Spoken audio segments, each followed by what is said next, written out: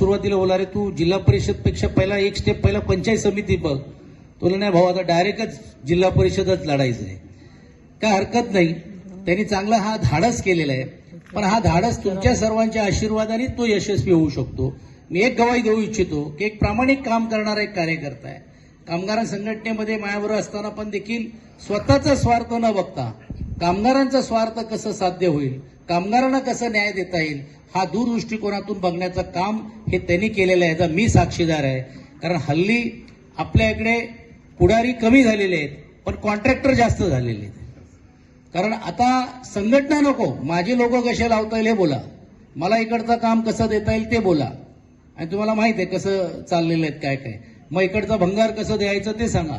आता मिळत नसेल तर उद्योग मंत्र्यांना आणून घेऊन इकडे मग काय काय गोष्टी होतात हे तुम्हाला सर्वांना तुम्ही सर्वजण तुम्हाला माहित आहे. आणि मला असं वाटते कशातला एक कार्यकर्ता नसून तो एक प्रामाणिक काम करणारा कार्यकर्ता आहे. आणि त्यांच्या मागे मी आहे, आम्ही सर्व ही मंडळी जी व्यासपीठावरती आहोत. तर आम्हाला निश्चितपणे खात्री आहे की त्यांच्या माध्यमातून तुमचे जे विकास कामं आहेत ही विकास कामं हे पुढच्या काळामध्ये निश्चितपणे आम्ही केल्याशिवाय स्वस्त बसणार नाही. हे अभिवचन पण देखील मी तुम्हाला सुरुवातीला या निमित्ताने देतो. कारण जिल्हा परिषदच्या ज्या निधी आहेतच आहेत, पंचायत समितीला निधी मिळेलच मिळेल. पण वेळ प्रसंगी कुठे जर देखील त्यांनी आश्वासन दिलं असेल आणि ते काम जर झालं नसेल तर विधान परिषदच्या विकास निधीतून पण निधी आपल्या सर्वांच्या सांगण्यावरून त्या गावाला त्या परिसराच्या लोकांना देण्याचा निश्चितपणे काम करू. मी एकनाथजींना पण गेल्या वेळी खासगीत बोललो होतो आणि आजही जाहीर रीतीने सांगतो की आपण थोडा संघटनात्मक दृष्टिकोनातून पण देखील कामामध्ये लक्ष घालण्याचं काम केलं पाहिजे. कारण अनेक भागांमध्ये स्थानिकांना रोजगाराची उपलब्धी आहेत पण आपण प्रत्यक्ष त्यांच्यापर्यंत पोहोचत नाही किंवा ती सांगड आपण घालण्याचा प्रयत्न आपण करत नाही. आणि म्हणून माझं आव्हान राहणार आहे पुढच्या काळामध्ये आपल्यातले जे तरुण जे लोक आहेत ह्यांना आपण एकत्रित करून घेऊन आपण जसं ITI असते किंवा काय वेगळं असते. आता आम्ही आमच्या इकडे केलं मुंबईमध्ये वॉक टू वर्क, म्हणजे घरातून कामाला करण्याचं काम कसं करता येईल. आणि ती जी काय डिग्री आहेत किंवा काय जे शिक्षण आहेत ते ज्या कॅटेगरीमध्ये लागतो. आता काय होतो अनेक वेळा आपण म्हणतो स्थानिकांना रोजगार मिळाला पाहिजे. दुर्दैवाने काय होतो की जे चांगले स्किल वर्क आहे तो आपल्याकडे इकडे नसल्यामुळे त्यांना बाहेरून आणावा लागतो. आणि मग आपल्याला काम कुठचं देतात, हाऊसकीपिंगचं काम घ्या, गार्डनचं काम घ्या. का आपण ते काय गार्डन साफ करण्यासाठी जाणार आहोत का तिकडे.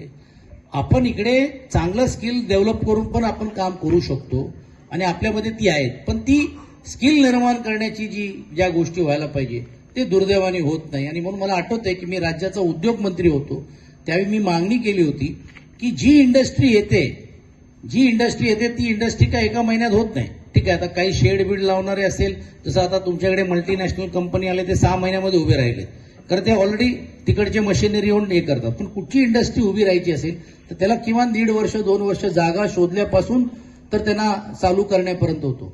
आणि मी त्यावेळी अशी भूमिका घेतली होती की जिकडे ज्या इंडस्ट्री सुरू व्हायच्या अगोदर त्यांना जे काही गरज आहे ते एक जॉब पोर्टल MIDCने तयार केलं पाहिजे. आणि त्या जॉब पोर्टलमध्ये या लोकांना कुठच्या पद्धतीचे स्किल कामगार पाहिजे ती स्कीमची ते जॉब पोर्टलमध्ये टाकलं पाहिजे.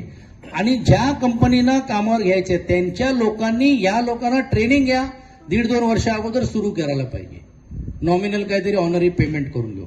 जेणेकरून काय होईल की इंडस्ट्री सुरू झाला तर आपल्यातली जी चांगले शिकलेली लोक आहेत किंवा काम करू इच्छित आहेत त्यांना त्या स्किलमध्ये गेलं तर किमान 100% नाही तर 40-50% तरी देखील त्या लोकांना तातडीने रोजगार मिळू शकतो. अशातला एक प्रयत्न मला असं वाटते केलं पाहिजे.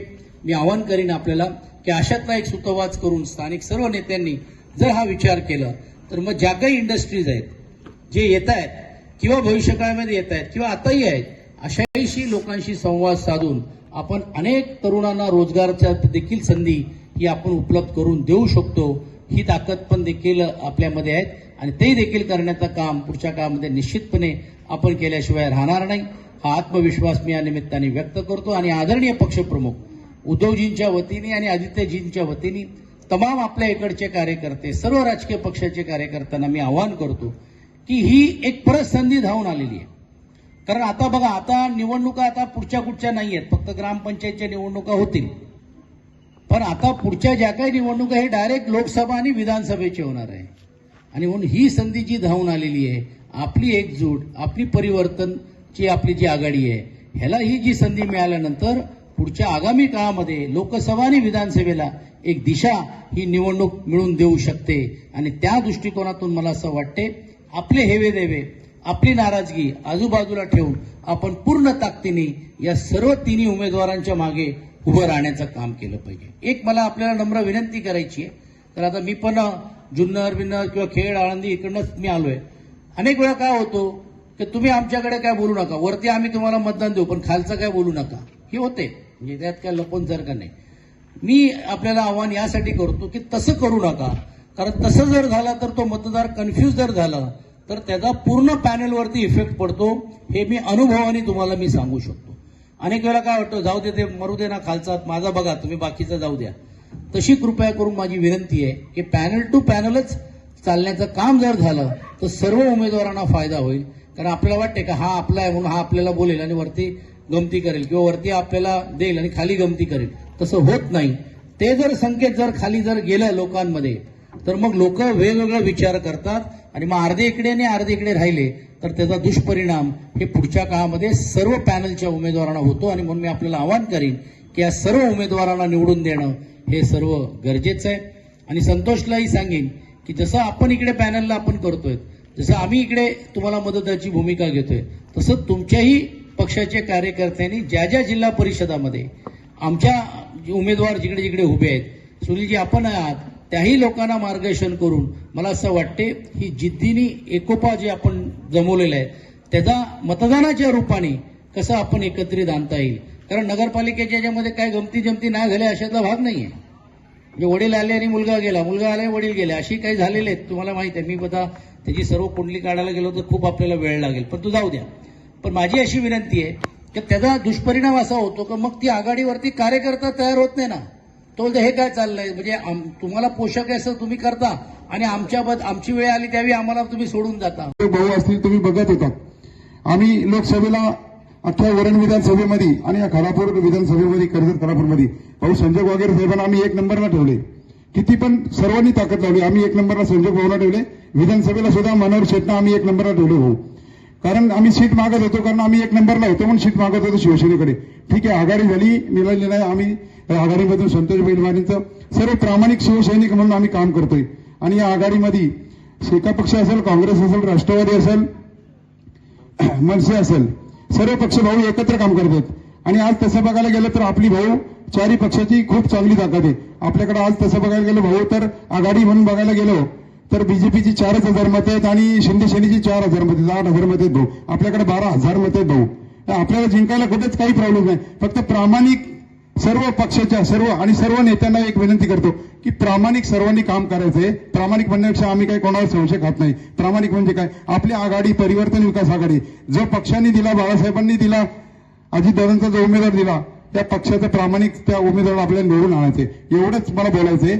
आणि जसं आम्ही आज प्रामाणिक काम करतोय, सुरेश पाटील असेल, मी असेल, आघाडी म्हणून प्रामाणिक काम करतोय. सगळ्यांनी शेका पक्षाचे लोक असतील, काँग्रेसचे असतील, सर्वांनी प्रामाणिक काम करून हा विजयाचा झेंडा या शिवसेनेचा असेल, राष्ट्रवादीचा असेल, आपल्याला हा गुलाल घ्यायचा आहे. सावरळी जिल्हा परिषद वार्डमध्ये भाऊ ही सगळ्यात मोठी सेन्सिटिव्ह सिटी. या विधानसभेमध्ये भाऊ महेश बालदे आमदार आहेत, इकडे महेंद्र शेठ थोरे आमदार आहेत. आणि आपल्याकडे आज कुठल्याही प्रकारचं कुठलीही ताकद नाही, तरी पण प्रामाणिकता या कार्यकर्त्यांची, या सगळ्या प्रमुख कार्यकर्त्यांची एकजुटता आहे. या एकजुटतेमध्ये आम्ही बघतोय आज फॉर्म भरण्यापासून भाऊ खूप चांगल्या प्रकारे काम करतायत लोक. कोणाच्याही मनामध्ये कोणाची कुठलीही शंका नाहीये. फक्त शेवटचे आता 2 दिवस राहिले ते जपायचेत आपल्याला. आलं का लक्षात, कोणीही नाराज व्हायचं नाही. आणि भाऊंच्या प्रेमाखातीर, सुरेश पाटलांच्या प्रेमाखातीर आपण सगळ्यांनी एकत्र काम करायचे. येणारी पुढची ग्रामपंचायत सुद्धा आपल्याला ही आघाडी म्हणून मिळवायची आहे. आलं का लक्षात, संतोष बैलमारेंना निवडून आणण्यासाठी, पूनमताईंना निवडून आणण्यासाठी, तिकडे प्रमिलाताईंना निवडून आणण्यासाठी आपण एकजुटीने काम करायचंय. सगळ्यांचे मतभेद विसरून जायचे आणि पॅनल टू पॅनल वोटिंग करायची. सगळ्यांना मी कटू बोलतो, कुठल्याही गावामध्ये पॅनल तोडायचं नाही. पॅनल टू पॅनल गद्दारी कोणीही करायची नाही, पॅनलच चालवायचंय. आपल्या पक्षाच्या माणसाला आपण निवडून आणायचंय, एवढंच बोलतो. आणि पुढचं